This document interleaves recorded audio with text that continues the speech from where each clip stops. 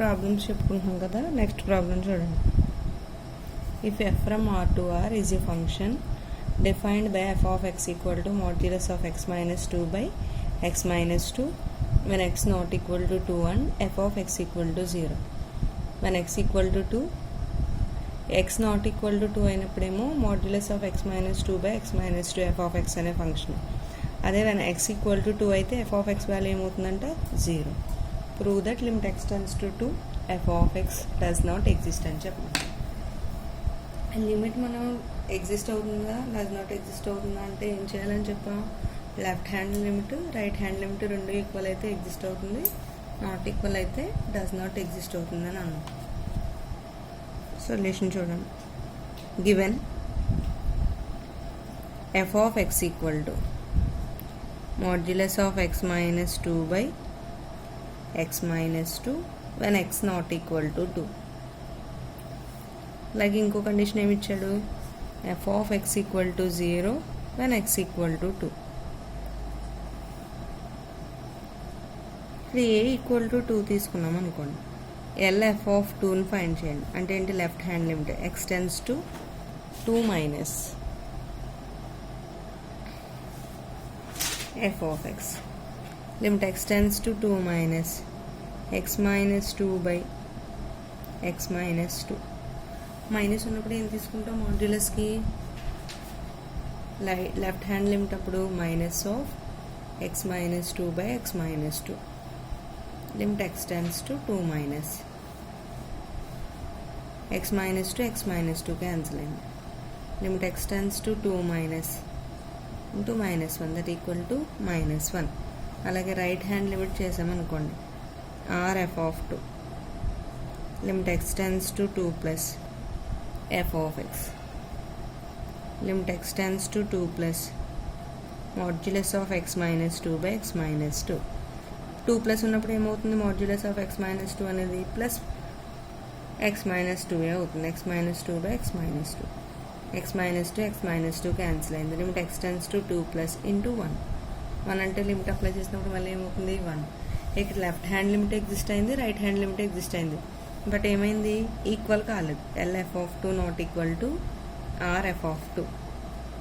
Therefore limit x tends to 2 f of x does not exist. ఓకేనా. ఇప్పుడు మనకి it does not exist అనే కదా ప్రూవ్ చేయమన్నాడు. ఏమైంది, రెండు నాట్ ఈక్వల్ అయింది కాబట్టి ఇది ఏమవుతుంది, limit x tends to 2 f of x does not exist అయింది. నెక్స్ట్ ప్రాబ్లం చూడండి. If f from R to R is defined by f of x equal to x plus 2. If x less than 1, x less than 1 అయినప్పుడు f of x ఎలా ఉంటుంది, x plus 2. F of x equal to 4x minus 1 if 1 less than or equal to x less than or equal to 3. 1 less than or equal to x less than or equal to 3 అయినప్పుడు f of x value ఏంటి, 4x minus 1. Comma f of x equal to x square plus 5 if x greater than 3. x greater than 3 అయితే f of x equal to x square plus 5.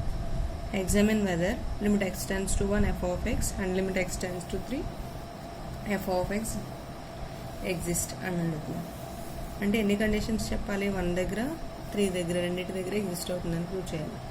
Exist అవుతుందని చెప్పాలంటే ఏం చెప్పాలి, left hand limit right hand limit రెండు equal అవుతున్నాయని చెప్పాలి. ఇప్పుడు మనకి ఇచ్చినవి ఎన్ని ఫంక్షన్స్ ఉన్నాయి, 1 2 3 కండిషన్స్ ఉన్నాయి.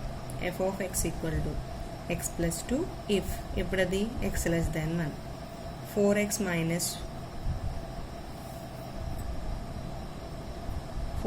Minus 1 if 1 less than or equal to x less than or equal to 3. అలాగే ఇంకో కండిషన్ ఏంటి, x square plus 5 x greater than 3. చూడండి. To find limit x tends to 1 f of x. Limit x tends to 1 f of x అంటే ఏం చేయాలి, first L F of 1 find చేయాలి. అంటే limit x tends to 1 f of X. F of X A condition తీసుకోవాలి, ఇప్పుడు మనకి X tends to left side అంటే 1 minus తీసుకుంటాం కదా. మైనస్ ఉన్నప్పుడు ఎక్స్ లెస్ దాన్ ఉన్న కండిషన్ తీసుకోవాలి.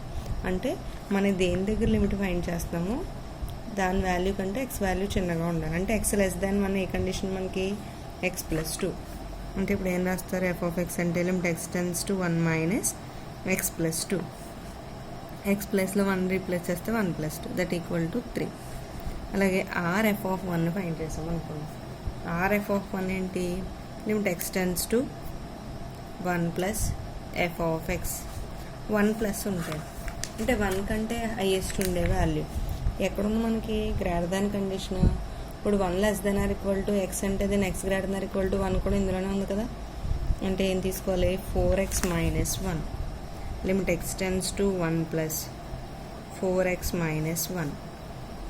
x ప్లేస్లో 1 తీసుకుంటే ఏమవుతుంది? 4 × 1 - 1 that equal to 4 - 1 equal to 3. Left hand limit exist అయింది, రైట్ హ్యాండ్ లిమిట్ ఎగ్జిస్ట్ అయింది అండ్ ఈక్వల్ కూడా అయ్యాయి. LF(1) equal to RF(1). therefore limit x tends to 1 f(x) is exist and limit x tends to 1 f(x) equal to దేనికి equal అయింది? Equal to 3. అలాగే next ఏం find చేయాలి? To find limit x tends to 3 f(x). 1 3 దగ్గరే కదా find చేయమన్నాడు. LF(3) తీసుకున్నాం అనుకోండి. Limit x tends to 3 minus అంటే అక్కడ ఏమై ఉండాలి మనకి? 3 కంటే తక్కువ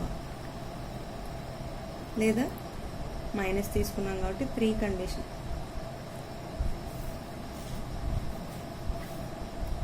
<3 లెస్ దాన్ 3 కానీ <3 కానీ ఎక్కడ ఉందో చూడండి. 1 < x < 3 అక్కడ ఫంక్షన్ ఏమైంది? 4x - 1. 4x - 1 equal to 4 × 3 - 1 12 - 1 that equal to 11. అలాగే RF(3) అంటే limit x tends to 3 plus 4x - 1 4x - 1 కాదు, ఇక్కడ x < 3 కండిషన్ ఏముందో చూడండి. x < 3 అంటే x² + 5. ఇక్కడ x² + 5 తీసుకోండి. Limit x tends to 3 plus x² + 5. ఇప్పుడు x ప్లేస్లో దేనికి రీప్లేస్ చేయాలి? దేనికి అప్లై చేస్తున్నాం లిమిట్ మనం? 3 కదా. అంటే ఏమవుతుంది? 3² + 5. 3² + 5 అంటే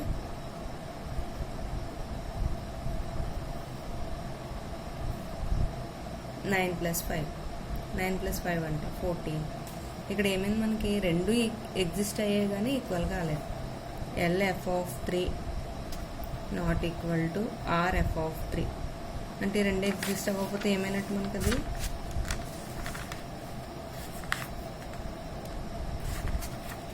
therefore limit x tends to 3 f(x) does not exist.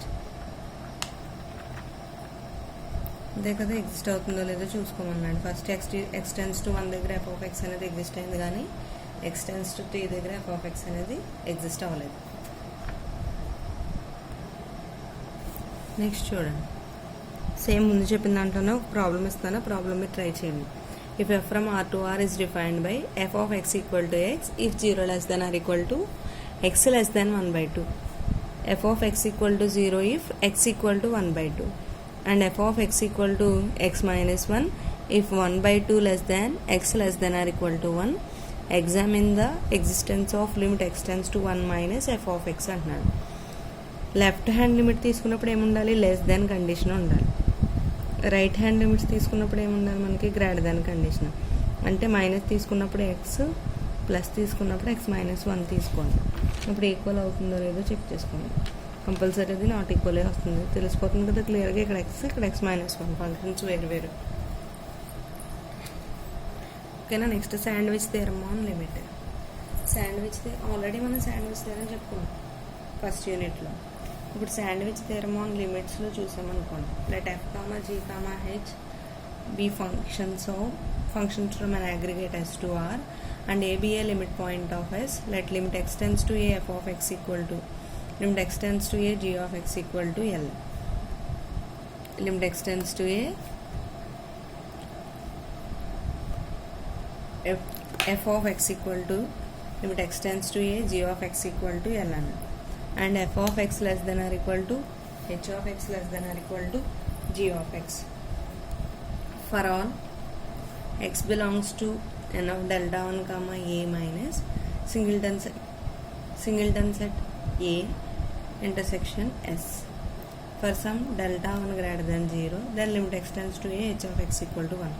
ఇక్కడ కూడా శాండ్విచ్ థియరమ్ ఏం చెప్పింది, 3 ఫంక్షన్స్ తీసుకున్నప్పుడు f of x less than or equal to h of x less than or equal to g of x అయ్యి మనం ఈ first ఫంక్షన్కి last ఫంక్షన్కి రెండింటికి ఇంటిగ్రేషన్ లిమిట్ అప్లై చేసినప్పుడు సేమ్ వాల్యూకి ఈక్వల్ అయితే ఇక్కడ middle part H of X కూడా ఏమవుతుంది, సేమ్ వాల్యూకి ఎగ్జిస్ట్ అవుతుంది అన్నమాట. అదే చెప్తున్నాను, limit x tends to A H of x equal to 1 అని. ప్రాబ్లం చూద్దాం. Prove that limit x tends to 0 X into sine 1/x equal to 0 అని చెప్పాలి. మనకు ఆల్రెడీ తెలుసు సైన్ అనేది బౌండెడ్ ఫంక్షన్ కదా, దేనికి మధ్యలో ఉంటుంది, -1 to 1. ఇప్పుడు సైన్ 1/x కూడా ఏమవుతుంది, -1 to 1 కదా. సొల్యూషన్లో -1 less than or equal to sine 1/x less than or equal to 1. అయితే ఓన్లీ మనకు సైన్ 1/x లేదు, ఇది ఎక్స్తో మల్టిప్లై చేస్తుంది కాబట్టి ఏం చేద్దాం, ఇన్ఈక్వాలిటీ మొత్తాన్ని ఎక్స్తో మల్టిప్లై చేస్తే 1 into x, మైనస్ ఉంది కాబట్టి -x less than or equal to x into sine 1/x less than or equal to 1 into x అంటే x. ఇప్పుడు మనకి శాండ్విచ్ థియరమ్ అప్లై చేయాలంటే ఫస్ట్ దీని లిమిట్ ఫైండ్ చేసుకోవాలి కదా. Limit x tends to 0 -x అయితే ఏమవుతుంది, 0. Limit x tends to 0 x equal to ఏమవుతుంది, 0. బై శాండ్విచ్ థియరమ్ ఈ రెండు సేమ్ వాల్యూస్ వస్తాయి. మిడిల్ పార్ట్ కూడా ఏమవుతుంది, దానికి ఎగ్జిస్ట్ అవుతుంది అన్నాం కదా. Limit x tends to 0 x into sine 1/x equal to 0.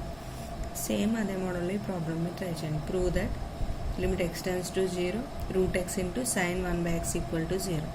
ఏం లేదు, ఎక్కడ మారుతుంది, ఇక్కడ మనకి ఎక్స్తో మల్టిప్లై చేసాము ఇన్ఈక్వాలిటీని. ఈ కండిషన్ తీసుకున్న తర్వాత ఇక్కడ √xతో మల్టిప్లై చేస్తాం అంతే.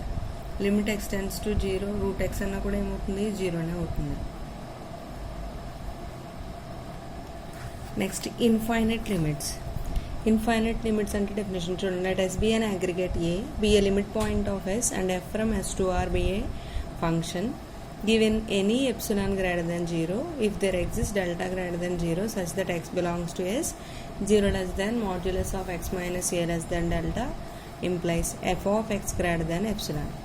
Then we say that f of x tends to infinity as x tends to a, or limit x tends to a f of x equal to infinity. అసలు ఇన్ఫైనైట్ లిమిట్స్ అంటే ఏంటి, limit అంటే ఏం చెప్పాం మనం, 0 less than modulus of x minus a less than delta that implies f of x minus l less than epsilon అన్నాం కదా. ఇక్కడ కండిషన్లో ఏమవుతుంది, f of x greater than epsilon అయితే దాన్ని సింపుల్గా చెప్పాలంటే ఏమవుతుంది, limit x tends to f of x equal to ఇన్ఫినిటీకి ఈక్వల్ అయితే అదేమవుతుంది, ఇన్ఫైనైట్ లిమిట్స్ అవుతుంది. ఓకేనా. నెక్స్ట్ మళ్ళీ మిగతావన్నీ same conditions, epsilon greater than 0 అవుతుంది, డెల్టా గ్రేటర్ దెన్ 0, అలాగే 0 less than x minus a అనేది కూడా లెస్ దెన్ డెల్టానే అవుతుంది. బట్ ఏం మారింది, f of x greater than epsilon అవుతుంది. నెక్స్ట్ అలాగే limit S be an aggregate, A be a limit point of S and f from S to R be a function given any epsilon greater than 0 if there exists delta greater than 0 such that x belongs to S, 0 less than modulus of x minus a less than delta implies f of x less than minus epsilon. f of x less than minus epsilon అయినా కూడా అది ఏమవుతుంది, infinite లిమిటే అవుతుంది. అయితే అది ఏ ఇన్ఫినిటీకి equal అవుతుంది, minus ఇన్ఫినిటీకి equal అవుతుంది. దీన్ని ఎలా రాస్తాం, we say that f of x tends to minus infinity as x tends to a, or limit x tends to a f of x equal to minus infinity. Greater than epsilon అయితే plus infinity, less than minus epsilon అయితే minus ఇన్ఫినిటీకి equal అవుతుంది. ఇలా ఇన్ఫినిటీకి equal అయిన వాటిని ఏమంటాం, infinite limits అని అంటాం. నార్మల్గా అయితే దేనికి ఈక్వల్ అవ్వాలి, modulus of f of x minus L less than epsilon అవ్వాలి. ఇలాగే ఇప్పుడు దీని మీద ఒక ప్రాబ్లం చూద్దాం. If f of x equal to 1/x minus a whole square, then show that limit x tends to a f of x equal to infinity, x minus a not equal to 0. అక్కడ x minus a అనేది equal to 0 కాదండి, not equal to 0 అని mention చేస్తున్నాడు. అయితే ఇక్కడ x minus a equal to 0 అయితే అప్పుడు చెప్పేసి డైరెక్ట్గా ఇన్ఫినిటీ అని, కానీ నాట్ ఈక్వల్ టు 0 అయినప్పుడు ఇన్ఫినిటీ అని ప్రూవ్ చేయమన్నాడు కాబట్టి ఏం చేద్దాం, ఫస్ట్ మనకి ఏమి ఇచ్చాడో తీసుకోండి. Given f of x equal to 1/x minus a whole square. To prove that limit x tends to a, f of x equal to infinity. ఇంకేం ఇచ్చాడు, x minus a not equal to 0 అన్నాడు. That is, for each epsilon greater than 0 there exists delta greater than 0 such that 0 less than modulus of x minus a less than delta. That implies f of x greater than epsilon. ఇప్పుడు equal to infinity అయితే greater than epsilon కదా అవుతుంది. F of x అంటే ఏంటి?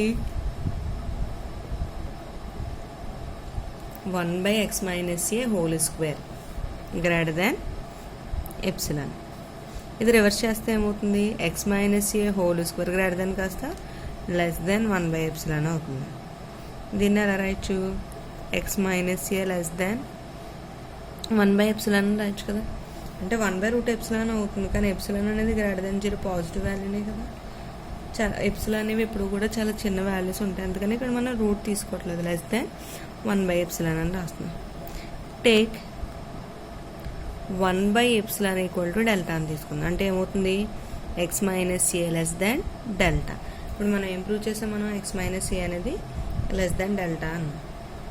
Already modulus of x minus a కాబట్టి అది ఎప్పుడు ఏమవుతుంది? పాజిటివ్ వాల్యూనే అవుతుంది కదా, గ్రేటర్ దాన్ 0 అవుతుంది కదా. అంటే ముందేమో మనం ఏం చేసాం? X minus a less than delta అన్నాం. ఇక్కడ x minus a greater than 0 అని తీసుకుంటున్నాం. అంటే ఏమవుతుంది? That implies 0 less than modulus of x minus a less than delta. That implies ఏం తీసుకుని చెప్పాం? F of x greater than epsilon. Therefore limit x tends to a f of x equal to infinity. ఇది infinite limits మీద problems.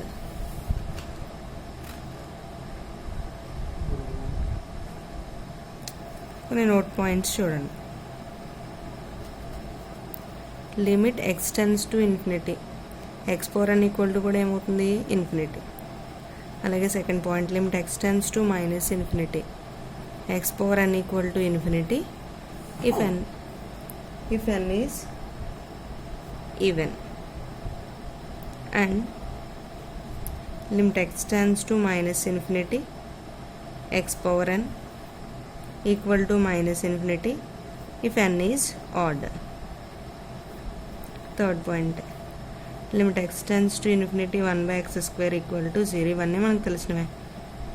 Limit x tends to infinity e power X కూడా ఏమవుతుంది? Infinity.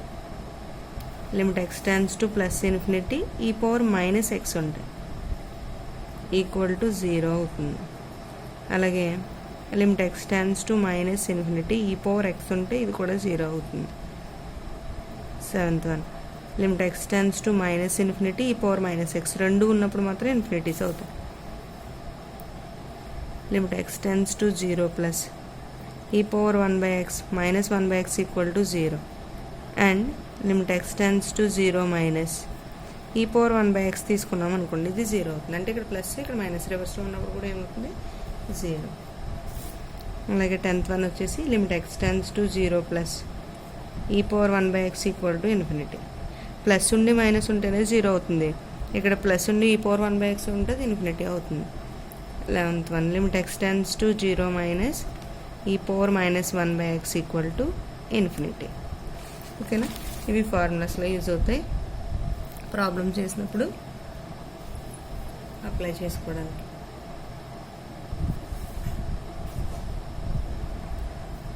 ఓకేనా? ఒకసారి ఈ formulas అన్నీ చూసుకోండి. మిగతావి నెక్స్ట్ క్లాస్లో కంటిన్యూ చేయొచ్చు.